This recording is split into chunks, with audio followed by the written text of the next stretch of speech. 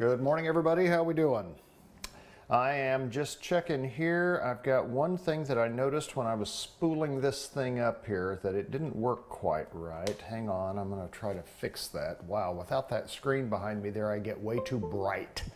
Yeah, there we go. That's a little better. But the auto dim, I'm going to have to fix that as well. Yeah, so there we go. So guys, where we're going to pick this up here today, it's going to be on visual navigation fundamentals, as promised. So we're going to look here at visual navigation, and then I will tell you at the end of this about what our quiz on Friday is going to be about. Yes, Friday, quiz day, Friday. Excuse me. Still working on this this junk in my lungs here, so yeah, that's still going on. So just letting you know. But we're going to pick this up here, visual navigation fundamentals, and I am looking here 708. Okay.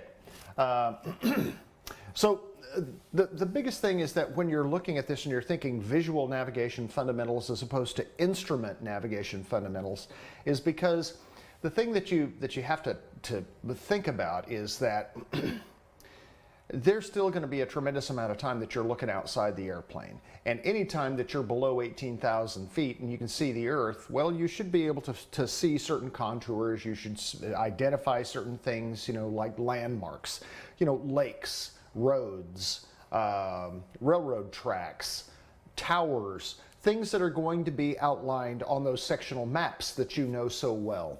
And those are going to be things that you look at, and we call this finger flying. When you're flying, you have on your knee board here, you have your map. You've got your E6B, you have all of these things that you're doing where you're going leg to leg, and you're mapping out areas here anywhere, you know, usually 10 to 12 mile segments in low and slow airplanes like training aircraft. And you're looking at these segments, and what you're doing is you're timing the distance and your accuracy of your you know your navigation, which is visual, is that you're looking at this and you're thinking, okay, here's 10 to 12 mile, certainly no more than about an 18 mile segment. And you're timing the distance between these 2 points. You're looking here again at you know, all of the rivers and the lakes and all of the contours that you see on your map, and you're kind of following that along with your finger. We call it finger flying. And you're kind of saying, okay, all right, right here I see a lake. Okay, there's the lake over there. Great, I'm looking good so far. Over here, there's supposed to be an intersection of 2 major highways. Right over here, I'm looking right here off the scene. There they are, all lined up for me. That's great, looking good so far. I'm supposed to fly over this particular point here, just a beam, my wing right now. Boom, that's what we're looking at right there. So that's kind of the finger flying thing. And then you're timing those things between them to make sure that you're going the speed and the direction that you're supposed to be going. Those are kind of the visual fundamentals. Now, another thing that can happen is, you know, once we get into more instrument type of things, you can look at things like your primary flight display. You can see that you have here in the inset, you have, you know, guys, I hate doing this, but I've got a, I have an 11-year-old golden retriever who is not doing very well. And right now, for whatever reason, he's at the bottom of the stairs here at the studio here in New Orleans, Louisiana. And he's doing a lot of whining, and I'm not sure why. So hopefully I won't have to go down there. Do you hear me, buddy? I hopefully won't have to come down there. All right, there he is. So anyway, back to this.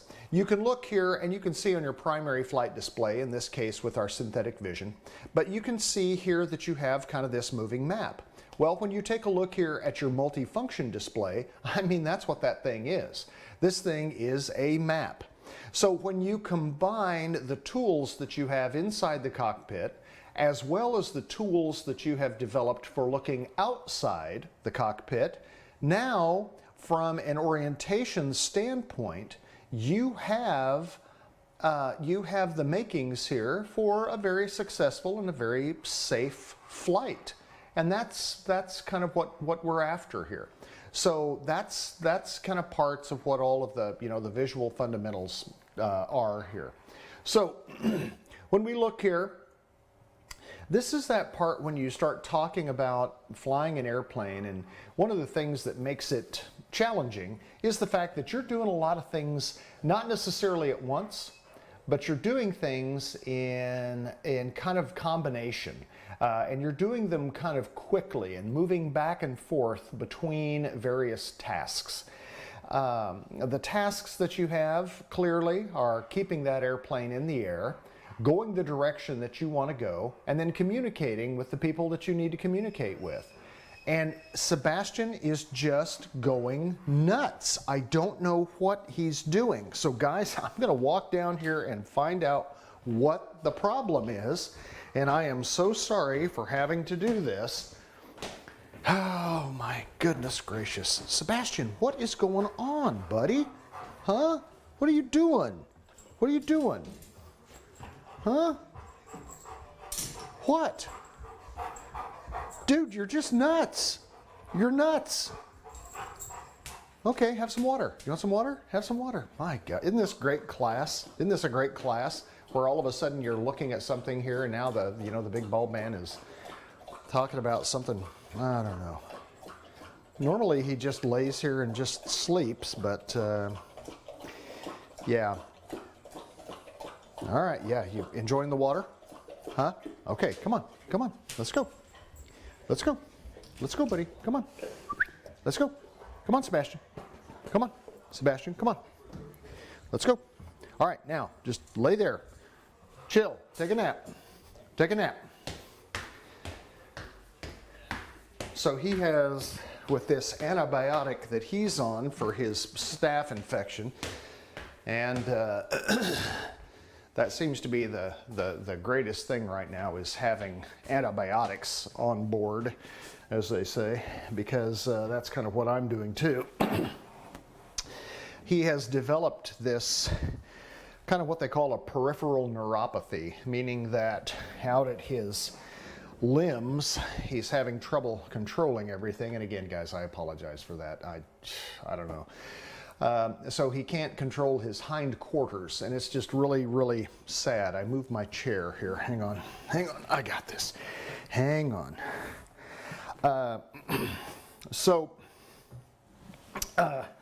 Back in the seat of power here. So anyway, yeah, I apologize, guys. Dang it. So back here with this, you're doing a lot of things, not at once, because we remember here from our physiology that we don't really do a lot of things at once, but we do things one at a time, just very quickly is how we process things. And that's what you have to do as a pilot. That sense of situational awareness, that sense of spatial awareness. And it's not even, guys, and I was thinking about this the other day. You know, you've heard me preach from the beginning about situational awareness. Awareness is one thing, but if we don't boil that awareness down to a true understanding of our situation, then that's really our goal. Is it's great to be aware, but if we don't understand, then we may have issues. So that's kind of what we're working with here, is developing a situational understanding. And that's what all of this tedious stuff that you guys do, all of the systems that you have to learn, it's why you learn them, so that you can be in a better position to handle situations in the cockpit as they arise. And that's what this is all about. So when we look at this, you look at the bullet points: flying the airplane safely and accurately, putting it where you want it to be, navigating correctly, and then talking on the radio and other elements of your duties in the cockpit, you know, your environmental things here as well. But one of the biggest rules that we have in the airplane is the rule that we call first fly the airplane. If you're not flying the airplane, and I know it sounds silly, but if you're not flying the airplane, nothing else matters. So we call it aviate, navigate, and communicate. And you do it in that order. Those are your priorities. Aviate, first fly the airplane. Then we talk about the navigation. Where are we going? You know, that's it. It's like we have to go somewhere. And you know, we're going to be somewhere at some point. We want to make sure that we're going where we want to go, where we need to go. And then we talk. So many people get so caught up in trying to talk or trying to communicate. Well, it is important, but is it the most important element? Not really. Communicate when you can, but you got to fly now. First, fly the airplane. Aviate, navigate, communicate, in that order. So we look at a couple different things here. We talk about horizontal navigation. You have horizontal navigation, and by that we're talking left and right. So let's say your course line is laid out here. Well, your horizontal component of your navigation is how far are you left and right of this course. It's a big sky. So, you know, there are things out there where, you know, within a certain variation of your course, you don't want to hit anything. And as a visual pilot like that, that should never happen because you should be able to see everything out there. But when we move to the instrument side of the house, then there are going to be things where your corridor, that area at this altitude on this course, could be somewhat narrow. And that could be blocked in by, in our case, terrain up in the high country. So we have to be careful about being on course. So that's kind of a big thing. And I don't know why he's doing this. I have been doing this for years, and Sebastian has never done this. He normally just lays right there on the floor. And I don't know, he's going nuts today. So we look at this and we think about staying on our course. And by that we talk about pilotage. That's that part about seeing what's on the map and then staying on those lines based on where the features of the earth are beneath us. And that's kind of what we look at there. Lakes, rivers, towers, railroad tracks, roads, things like that. Then, as a backup to pilotage, we have this thing called dead reckoning. Well, that dead reckoning thing is that thing that you were practicing there on the maps before. It's which way, how far, how long. And so you're flying a particular heading for a particular distance, and you're measuring the time it takes to get there. To say, okay, at 3 minutes and 48 seconds, I should be over this landmark. That's part of that dead reckoning piece. Flying a particular direction, a particular distance at a particular speed. And that's how you time everything. So if you kind of put the pilotage piece together along with the dead reckoning piece together, now you've got the basis for visual flying. And I have to tell you, it really is kind of the most fun flying.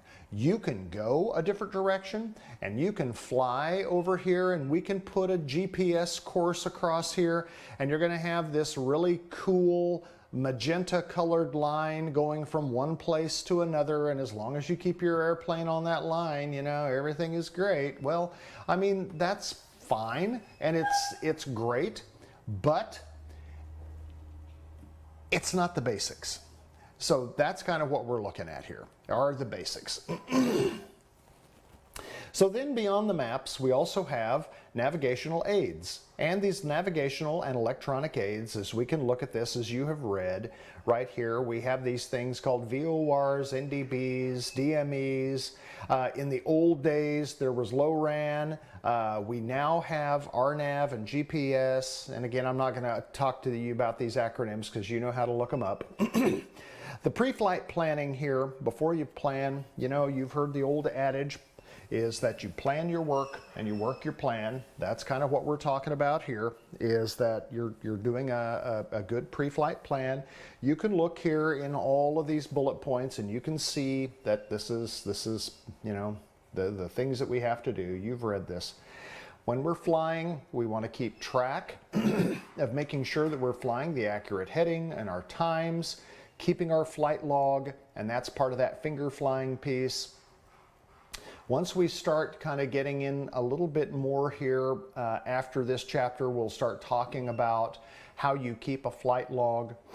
Your speed, we understand the 4 different speeds that we work with as pilots. True airspeed, that's the one that we're putting on our flight plan because that's the one that ATC can kind of monitor there as we're flying a particular speed through a particular air mass. So that's what we're after here is our true airspeed. And from that, then we take a look at our ground speed. So now then we look at direction and speed combined, and this is that part where we start talking about vectors. And as you have read here, that we can look at a vector. In fact, when ATC gives us directional assistance, they give us, the shorthand is what we refer to as a vector. And that's going to be a combination of a particular direction at a particular speed. So that's what a vector stands for. And it's also kind of a communication shorthand that we have with air traffic control about which way that we're going. And you can see here on these lines that we have certain arrows, etc., that combines heading. Effective wind, we have talked about the effective wind. And you have read these here. So you can look at the winds with the actual fletchings here as we look. We understand the dangers of drift, and that's why we factor in a wind correction angle, and that's what you guys learned to do on the back of those E6Bs. We look here, and so as we look here at these winds, then you can look and you can see kind of the effect of a drift as we have here. You guys can read this. You've done this here again. Achieving your desired course. This is your direction, your wind correction angle. So you can kind of see what's going on here.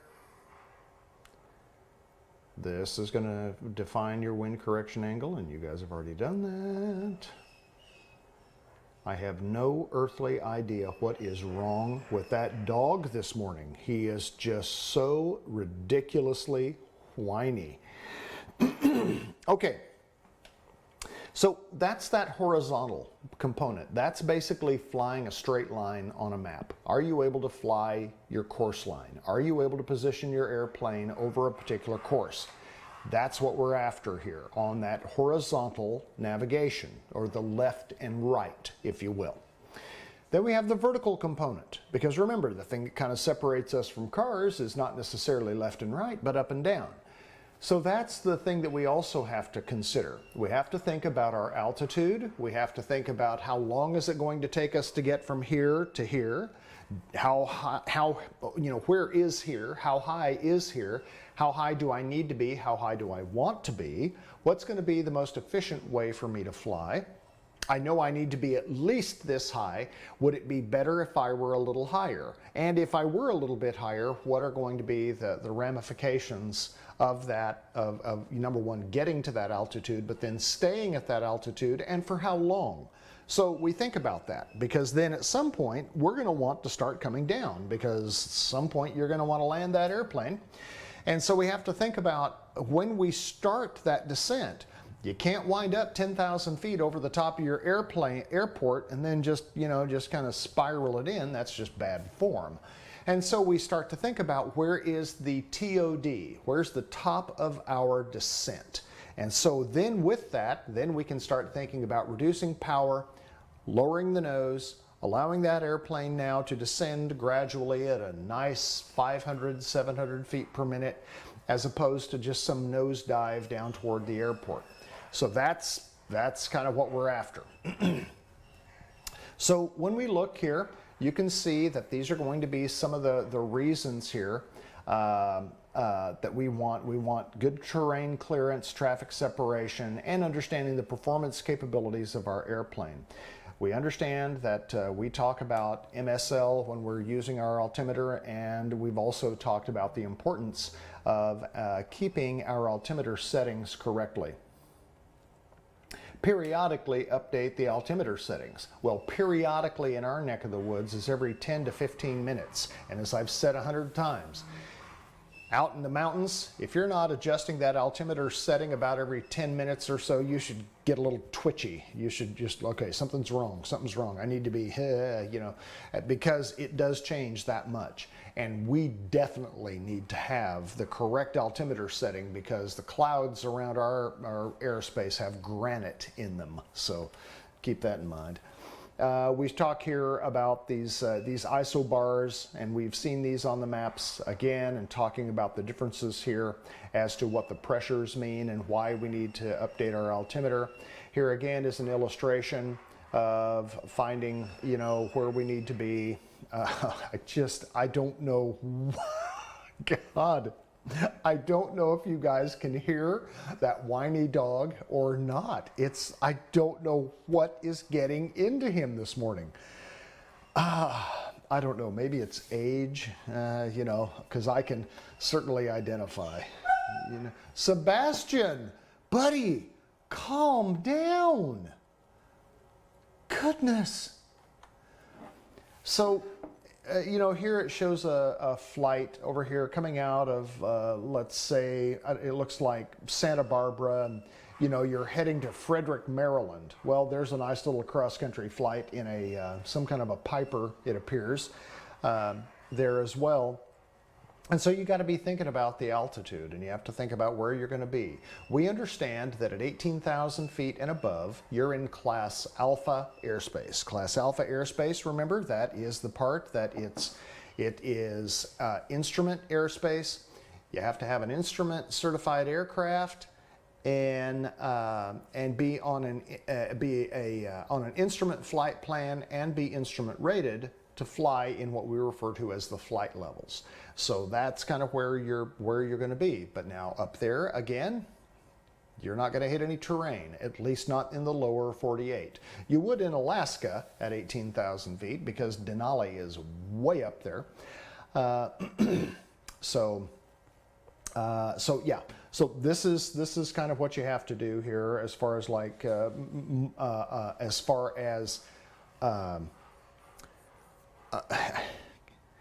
I am just so distracted because of that silly dog. I apologize, guys. I hate that. So with this now, we have also our cruising altitudes that we choose. Remember this, west is even, east is odd. When you are on your magnetic course, remember it is a magnetic course, not your true course, not your heading. It is your magnetic course that is going to begin to define your altitude selection. Anytime that you are higher than 3,000 feet AGL, you've got to pick a cruising altitude. For VFR flight, it is going to be odd altitudes as you're on the right side of the magnetic course compass here. So if you're flying on a course of 045, then if you're 3,000 feet or greater above the ground, then you're going to choose an odd altitude plus 5,000 feet. So it'd be 9,500, 11,500, 17,500 for VFR flight. If you're on the west side, and let's say that you have a heading of 225, or a magnetic course rather, not a heading, a magnetic course of 225, well, it's going to be even plus 5,000. So it's going to be 10,500 feet, 12,500 feet, 8,500 feet. Any place over here with a magnetic course between 180 and 359er is going to be even plus 5. A magnetic course of 000 all the way around to 179er, that's going to be odd plus 5. WEO, west is even, east is odd on a magnetic course, okay? So that's where you're going to be. If you wondered what it is for IFR, it's the same thing without the 500-foot add. So on an IFR flight planned, 3,000 feet AGL and higher. And by the way, that's going to also be ruled by your MEAs, your minimum en route altitudes. That's going to be 9,000 feet, 11,000 feet, 17,000 feet over here on the right side. On the left side of your compass here, on some westerly type of a heading, God, I keep saying that, course, magnetic course, it's going to be even. 6, 8, 10, 12, 14, you get the idea.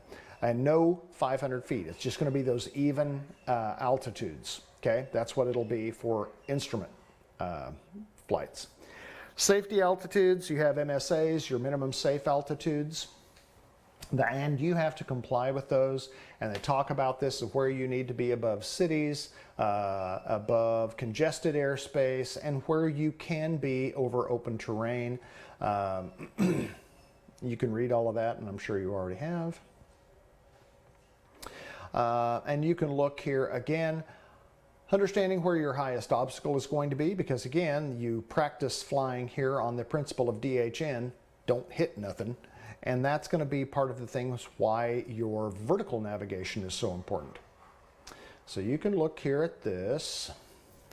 By the way, if this is your course here on example of 14-12, you can see why it's important here is to understand where these corridors are located and why it's important here from an accuracy standpoint about maintaining this course, because there are going to be some of these off-route altitudes where if you get outside these parameters of a particular corridor, then you could be in danger of hitting something. And that's what you want to avoid. On Victor Airways, if you'll recall, those are those blue lines between the VORs on your sectional map on those Victor Airways. Those corridors are 8 miles wide, 4 miles either side of the center line. And they want you pretty much on that center line. You can offset that slightly if you're overtaking another aircraft, certainly there as well, but you do want to make sure that you're definitely within the MOCA, the minimum obstruction clearance altitudes, with those as well. And you learned all of those by going through the chart supplement guide, right? Yeah. So here again, calculating your safety. Time. This is the fourth dimension of flight. And this is going to be the thing that you also have to manage, because from the instant you start that propeller, you are on the clock, because what is it that you're burning when that propeller is a-spinning? Well, you're burning fuel, and you got to have fuel in order to get that airplane in the air. And without that fuel, that airplane's not going to be in the air that long. It is going to be landing. How elegantly that happens is up to you. So managing the time there as well. And this is something else that drivers don't necessarily manage as much. They just look at the fuel gauge and, okay, well, I can just keep driving. The time is somewhat irrelevant. You know, as long as I have fuel, I'm going to be okay. It's kind of the same thing in an airplane, but it takes on a whole different meaning, or dimension, as it were, in the air. So when we look here, I love this top bullet point here, is time. It allows you the opportunity to regulate the affairs aboard your airplane.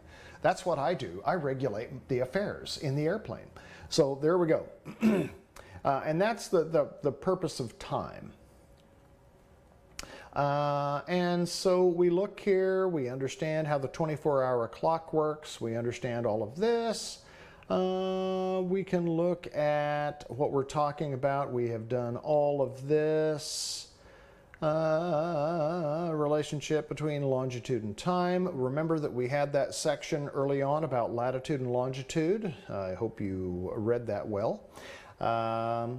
Because remember that the longitude, those are the lines that begin at the equator and they go toward the poles, and latitudes are going to be the lines that are going to parallel the equator and move up there as well. So we understand how that works. We understand local time. We also understand universal time coordinated here as well, UTC, Greenwich Mean Time, or Zulu. So right now we're 7 hours behind UTC, and in the spring when we spring forward, we spring 1 hour closer, so then we become 6 hours behind Zulu time. Standard and local, as you look at this, you can understand where we are here with the various times. And these time zones should not be a huge shock to anybody here. And you can look at this. Here's your little chart if you need to understand where your time is and what you have to do. You can look at all of this. Light from the sun, we understand the seasonal changes here. The light from the sun, we understand the definitions between daylight and nighttime. Twilight, this is an interesting discussion. Why certain times of the year, that certain higher latitudes will have longer days than others. That you've looked at. This you went over in 4th grade. Oh, we're cooking. Yes. Isn't it kind of funny how the mountains, how with this here, that our local sunrise and sunset can be affected by the terrain? You know? Who knew?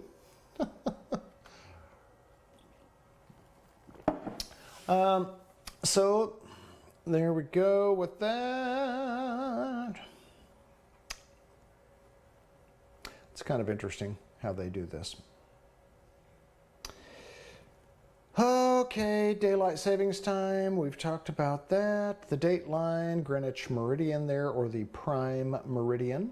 We know where that is. And then we have the international date line, that's out there in the Pacific Ocean. So there's our international date line. I'm sure you guys have read all about that. And look at that, chapter 14. Now we're into the review section here on 14. Let's take a look now at 15. By the way, how many of you guys have taken the initiative to actually work on these questions at the ends of the chapters? I mean, we're only 3/4 of the way through the class right now, and I'm just curious how many of you have availed yourself of the knowledge contained here in these chapter summary pieces here. This would be a good one. Ding, ding, ding, ding, ding, ding, ding.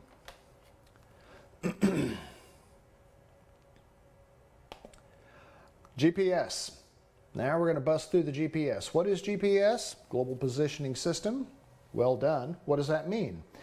Well, circling above the Earth, somewhere at a you know, this orbital plane here, and by the way, there are several orbital planes that our GPS constellation kind of orbits on. And we call this somewhat of a near-Earth orbit here, somewhere in that altitude of around 11 to 12,000 nautical miles. And we look at this, and what they will do is they will give you some numbers here in a minute about the number of satellites, and then I'm going to correct them because this information is dated, as is a lot of the stuff in here as well. So how do we use the global positioning system? Well, we know that from a fix standpoint is determining where you are on the Earth, is we use latitude and longitude. So we use the true north or geographic north here to kind of you know, begin the map on this.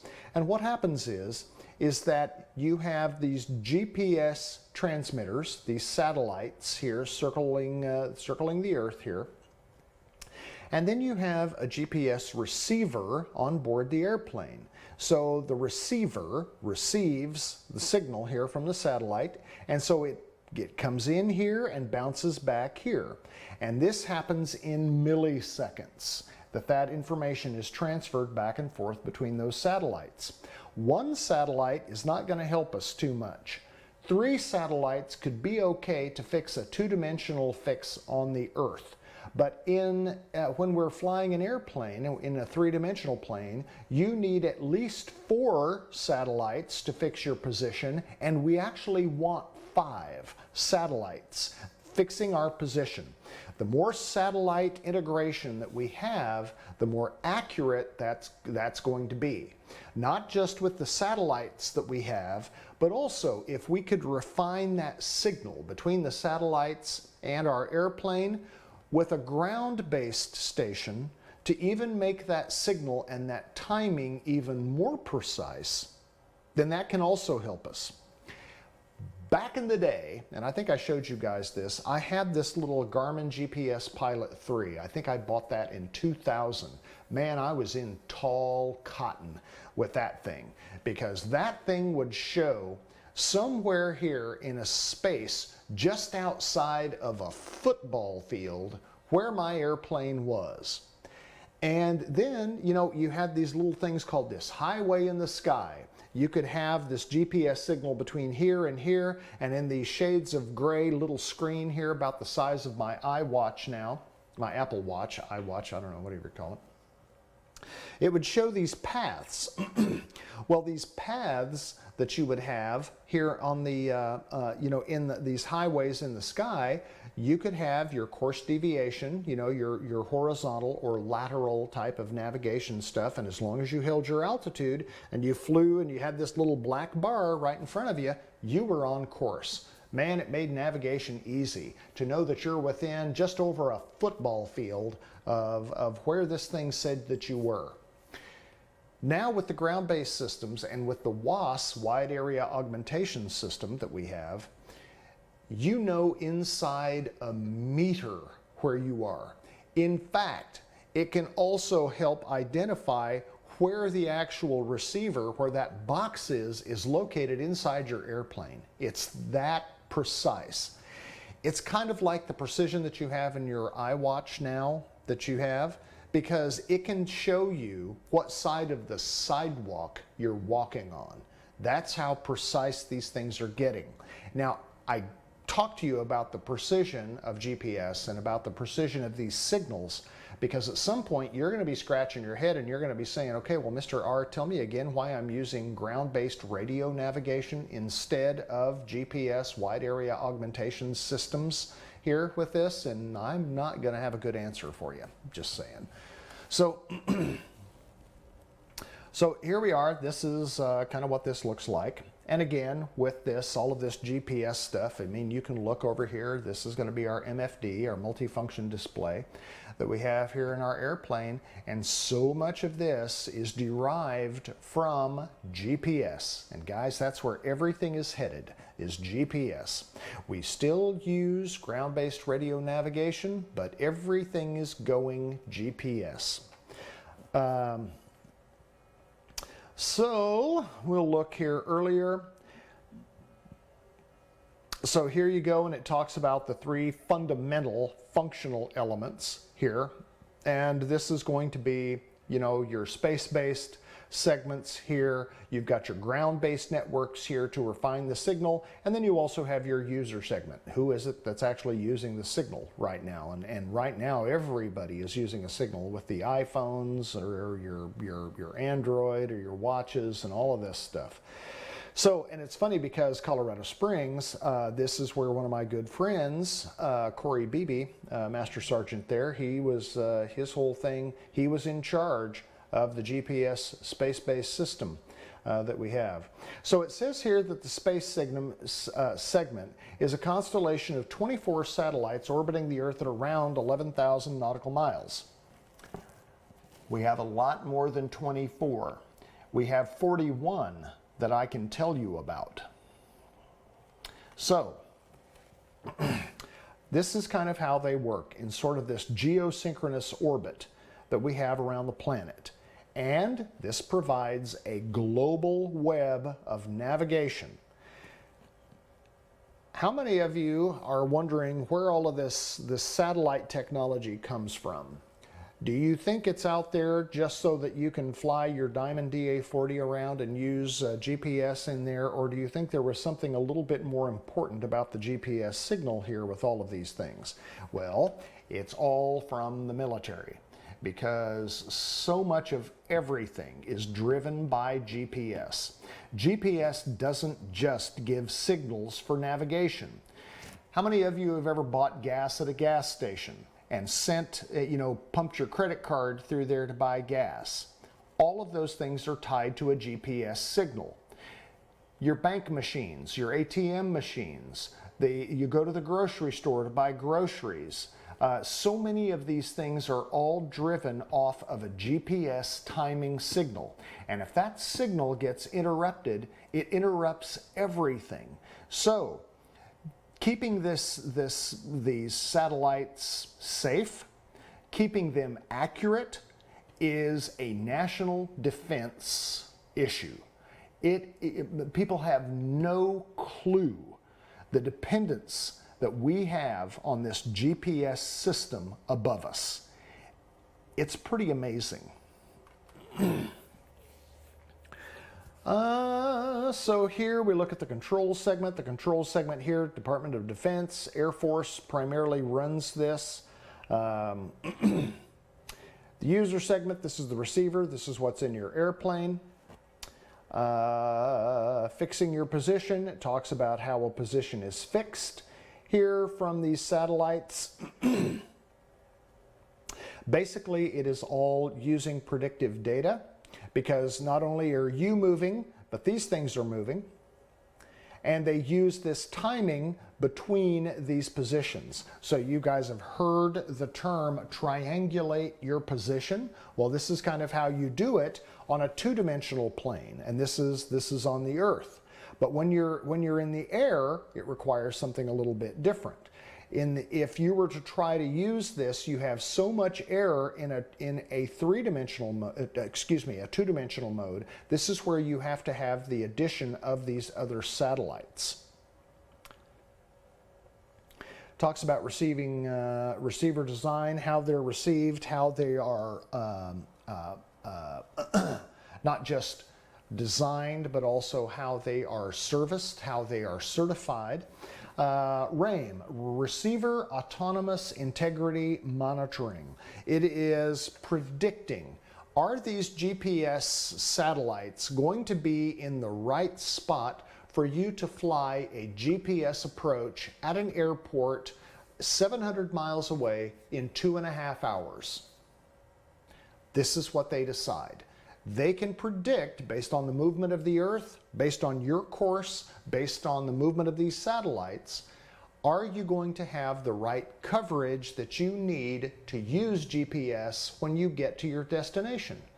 This is one of the things that in instrument worlds, you will also be checking before you launch. You will run a RAIM check to make sure that this system will tell you, yes, you're good to go, or no, we can't guarantee the coverage that you're going to need once you get there to begin flying the approach to land using a GPS approach.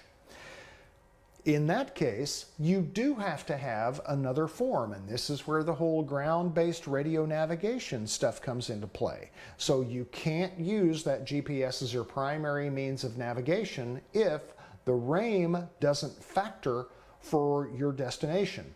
It doesn't happen very often, but it does happen. And you will fail to check that at your peril, because nothing is going to mess you up more than to think you're going to get there and fly a particular approach, only to then plug that approach in and to have your system tell you you can't fly it. Now you got to do something else. You got to use a VOR approach. You have to use an ILS. So you're going to learn how to do all of that, but you need to know that before you launch, because it's your responsibility to know whether or not that GPS is going to work for you the way that you intended. And then again, it's a prediction. Sometimes those predictions don't work out the way that we want them to either. So you do have to know the ground-based navigation in addition to the GPS navigation. That's what all this stuff means here. So this talks to you about the predictive nature here of your satellites. Barometric aiding. Some of these things also will use some form of a pressure thing here to talk to you about the accuracy of your GPS. Here we talk about the different angles that you have. Clearly, you want stuff that's further away from just above you here, but at some point when you get here at an elevation angle that's going to be 7.5 degrees or less, than this, it's not going to help you that much. So you want GPS satellites that are out here, but they've got to be above that 7.5 degree mark for you to really use them and seeing how it works. Differential GPS, this is that part that we start getting into WAAS, Wide Area Augmentation System. We should have an accuracy standard of 99.99%. And guys, that's pretty amazing when you think about all the moving parts and all of the technology involved to make all of this stuff work. But now we're actually adding significant figures to this, where we're going 99.9999% of the time, making it almost infallible, but not completely. So what you have to have here for this signal correction is that you have a ground station, and we have a couple of these ground stations that also interrogate this signal and refine the signal to the point that it actually makes it even more accurate. And you can look here, and this is kind of what they're talking about here too. They talk about wide area differential, or WAD. Well, that's kind of up to you. And this network, this is the wide area augmentation system. This is what we work with. This tells you about your RAIM. It tells you about what's happening here in this predictive nature between your flights and how RAIM is used. Please know what that is. And that's your GPS system. Okay? So in this, we have covered through chapter 15. Next time, we're going to get into radar and ADS-B. Guys, there you go. Have a fabulous day, and I will see you tomorrow. Take care.